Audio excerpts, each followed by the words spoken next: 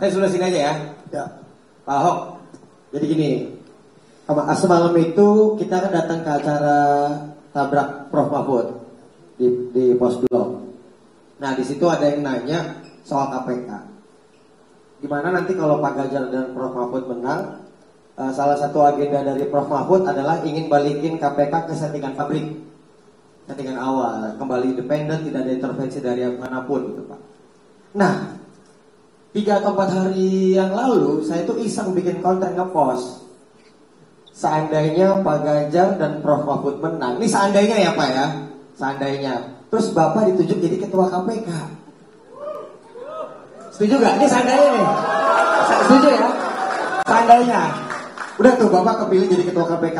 Apa yang Pak Ahok pertama kali lakukan setelah Bapak jadi ketua KPK? Itu aja dari Alex. Aku tuh gak suka seandainya tuh. Masuk. Saya lebih suka kalau tawarin. Dulu waktu saya di dalam tahanan itu keluar, kan saya tuh udah gak bisa jadi menteri, jadi apa menurut orang. Kan penguasa suka-suka saja, kalau dia mau kasih mah boleh-boleh aja. Terus saya tanya Pak Jokowi, Pak Jokowi pengen saya bantu apa? Dia bilang, Pak Ahok mau bantu apa? Saya mau bantu industri-industri tidak bangkrut, Pak. Ini cerita dalam tahanan loh, 2018 nih, 2018. Kenapa? Saya melihat impor ini sudah gila-gilaan masuk. Industri-industri kecil itu bangkrut karena kontainer itu pakai borongan.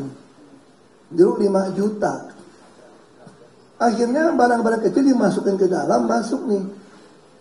Lee Kuan Yew waktu bangun Singapura, yang dibangun pertama tuh bea cukainya. Itu pertama Pak. Jadi maksudnya apa?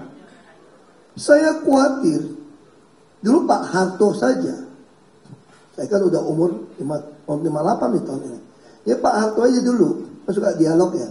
Pak Harto bilang kepada pengusaha-pengusaha, sekarang kita masih bisa proteksi kalian ya, dengan biaya tarif masuk. Tapi nanti tahun 2020-an, ini Pak Harto ngomong loh, 2020-an itu udah nggak bisa, karena WTO akan keluarkan peraturan tidak boleh naikkan tarif impor sembarangan.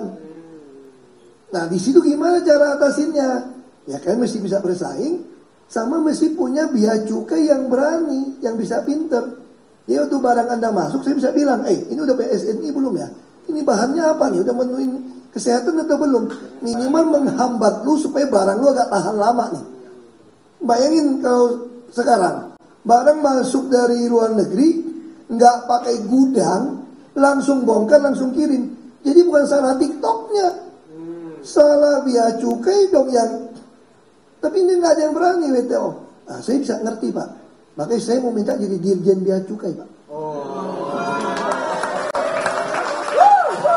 Saya jamin penyelundupan stop.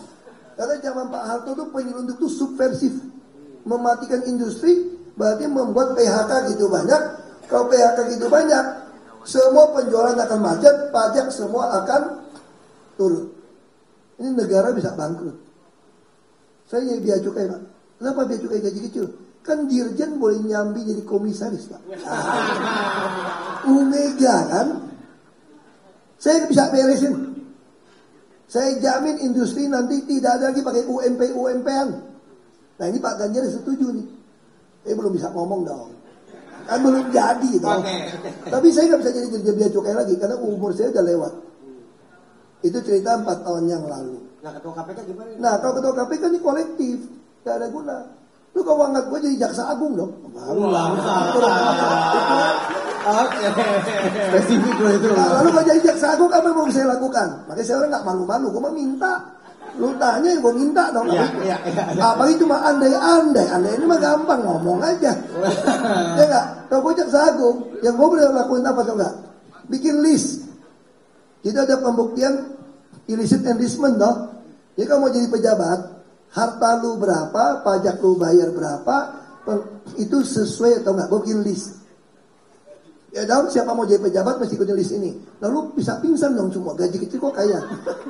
Makanya kan ada tax amnesty. Kita mah biasa pemutihan STNK bos. Pemutihan nggak apa-apa. Lu tinggal bilangnya dia bapak yang korup nggak apa-apa.